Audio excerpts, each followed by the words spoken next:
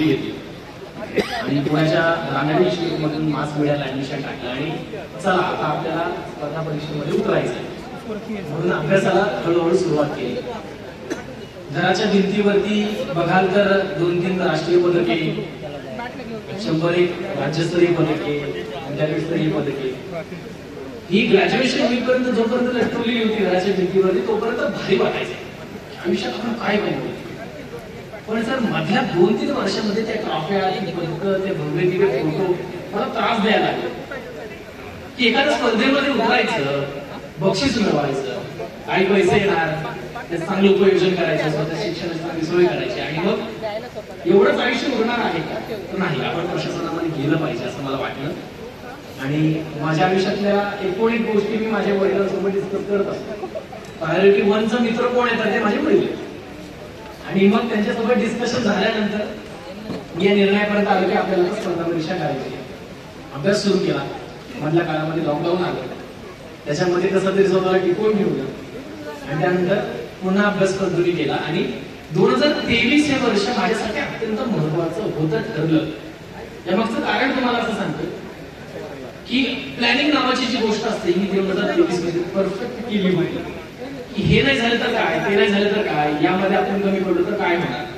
आणि याच्यामध्ये 3 गोष्टी मॅटर करतात. एक म्हणजे तुम्ही स्वतः, 2 म्हणजे तुमच्या पाठीशी जे उभे आहेत ते, आणि 3 म्हणजे तुमचे मार्गदर्शक. तर माझं नशीब इतकं चांगलं आहे की मी एमपीसी मध्ये कुठेच भरडलं गेलो नाही. इकडे जाऊन तिथे जाऊ, मी आलो तर डायरेक्ट झालो. त्यामुळे मला काही फार ताण पडलेलं नाहीये. राहिला दुसरा प्रश्न की घरची परिस्थिती कशी होती. तर मी अत्यंत सर्वसाधारण कुटुंबातला माणूस आहे. मी अशी परिस्थिती काढली, मी तशी परिस्थिती काढली, मला हे काढलं ते काढलं. माझा बाप गरीब आहे, पण माझ्या बापाने एवढं बोलवलं की माझा बाप कधीच गरीब वाटला, भयंकर बोलवलं. लागणारी प्रत्येक गोष्ट बोलवली आणि त्यामुळे क्षणाक्षणाला ताण यायचा की आपण काय करतोय, हे करतोय, ते करतोय. आणि माझ्या भाषणातून तुम्ही काय घेऊन जाऊ शकता असं जर मी तुम्हाला सांगणार असेल तर एक गोष्ट आहे की 2023 तर प्लॅनिंग मी तुम्हाला सांगतो की प्लॅनिंग किती महत्वाचं आहे. मी राज्यसभेच्या 2 मुख्य परीक्षा दिल्या, कंबाईनच्या मुख्य परीक्षा दिल्या, ग्रुप सीच्या मुख्य परीक्षा दिल्या आणि सेंट्रल गव्हर्नमेंटची माझी एकच पहिलीच एक्झाम होती जी मी पास झालो. 2023 मध्ये प्लॅनिंग का महत्वाचं आहे मला तुम्हाला सांगायचं आहे. 2023 मध्ये राज्यसभेची पूर्व परीक्षा ही कंबाईन नंतर झाली, म्हणजे एप्रिलमध्ये कंबाईन झाली, राज्यसभा जून मध्ये झाली, बरोबर. त्यानंतर कंबाईनची मेन्स नोव्हेंबर 5 तारखेला झाली आणि ग्रुप सी ची मेन्स ही डिसेंबर 17 तारखेला झाली. यामध्ये 23 मार्चला मी एक एक्झाम दिली होती. 23 मार्चला एक्झाम दिल्यानंतर तिची मुख्य परीक्षा ही 9 जुलैला झाली आणि त्याची इंटरव्ह्यू झाला हा 9 ऑक्टोबरला. सो मी परफेक्ट आखून ठेवलं होतं की हे नाही झालं तर हे नाही झालं तर हे नाही झालं तर हे. आणि मी एक एक्झाम देत गेलो आणि 10 नोव्हेंबर धनत्रयोदशीचा दिवस होता सर. अनएक्सपेक्टेड होता टोटली रिझल्ट. उमेश सरांना मी 5 मिनिटापूर्वी भेटून गेलो होतो. धनत्रयोदशी आपल्याला आता दिवाळीला घरी जायचंय, पण घरी जातोय तर त्यावेळेस घरी जाण्याची इच्छा नव्हती कारण आपल्याकडे पद नव्हतं. आणि धनत्रयोदशीच्या दिवशी एक पीडीएफ येते, रोल नंबर चेक केला, आपला रोल नंबर तर दिसतोय. 5 मिनिटं थांबलो, अवघ्या काही सेकंदात आयुष्य बदललं. मागे वळून पाहिलं आणि ढासळसं रडत होतो. जे आहे ते सांगतोय तुम्हाला. माणूस ज्यावेळेस इमोशनल होतो त्यामुळे तो रस्त्यावर उभा आहे का कुठं उभा आहे काय कळत नाही. वडिलांना फोन केला, त्यांना आनंद झाला. घरी सगळ्यांना फोन केला, असं असं झालंय, सरांना फोन केला, सरांना आनंद झाला. आपण जे म्हणतो ना की आयुष्यभर ज्या गोष्टीसाठी आपण मेहनत करतो ते मेहनत करण्याचे जे धन पीक उगवताना ते धनत्रयोदशीच्या दिवशी माझ्या बाबतीत झालं. आणि मला खूप आनंद आहे की त्या दिवशी माझं आयुष्य बदललं. आता केंद्र शासनामध्ये नोकरीमध्ये आहे. कधी एअरपोर्टला आलात तर तुम्हाला इमिग्रेशन ऑफिसर म्हणून तिथे दिसेल. आणि बाकी अभ्यासही सुरू आहे, सरांचं मार्गदर्शन वेळोवेळी आहे. आपण पास होणं महत्वाचं काय आहे मी तुम्हाला सांगतो. 3 महिन्यांपूर्वी माझ्या आयुष्यामध्ये एक प्रसंग आला. माझ्या वडिलांना आपण एक बीपी शूट म्हणू शकतो असं झालं. एक मेडिकल इमर्जन्सी आली. 18 दिवसांची सुट्टी टाकून मी पुण्यात अभ्यास करत बसलो होतो राज्यसेवेसाठी.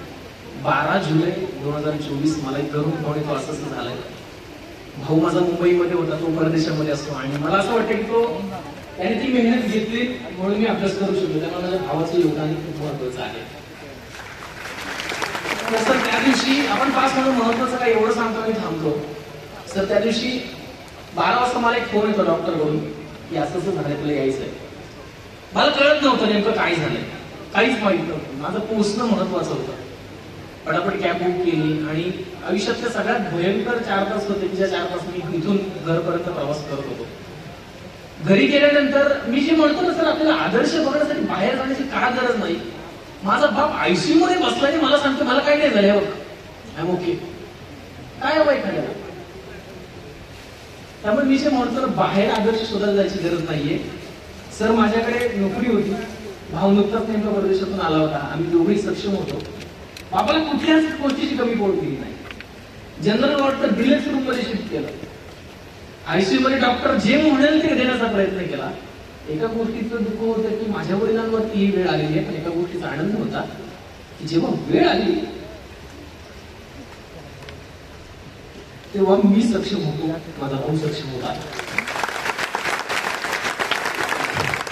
त्यामुळे आपलं पास होणं इतकं महत्वाचं आहे. आपल्या आई वडिलांसाठी पास व्हा, आपल्या स्पर्श लोकांसाठी पास व्हा. आज रडायचं नव्हतं, अशी आठ होती, वडील समोर बसले त्यामुळे ते झालं. मी 2 मिनिटांमध्ये माझा मूड चेंज करून पटकन तुमच्या समोर उपस्थित राहतो. माझ्या सगळ्या प्रवासामध्ये रेडक्रॉसमध्ये संस्थेचे खूप उपकार आहेत माझ्यावरती. मी अखेरपर्यंत त्यांच्या उपकारात राहणं पसंत करेल. मी त्या उपकाराची परतफेड करणार नाही, कारण ते ओझं मला वागवायला आवडेल. उमेश सर असतील, अतुल टाकळकर सर असतील, भरत सर असतील, रसाळ सर असतील, बादल सर असतील, तुर्मल सर असतील, आगळे सर असतील, अतुल टाकळकर सर आहेत, जितेंद्र सर आहेत, त्याचप्रमाणे संग्राम पाटील सर आहेत. या सगळ्यांचं माझ्या या मेहनतीमध्ये महत्वाचा वाटा आहे. माझे आई वडील आहेत, माझे मोठे पप्पा इथे आलेले आहेत, मोठी मम्मी आलेली आहे, माझा मामा जो प्रशासनामध्ये कार्यरत आहे तो इथे आलेला आहे, माझी मामी आलेली आहे, माझी वहिनी आलेली आहे आणि माझ्या शेजारचे जे माझ्या भरभरून प्रेम करतात सगळे आलेले आहेत. मी सगळ्यांचे अगदी मनापासून आभार करतो. आपलं पास होणं हे इतकं महत्वाचं आहे. थँक्यू.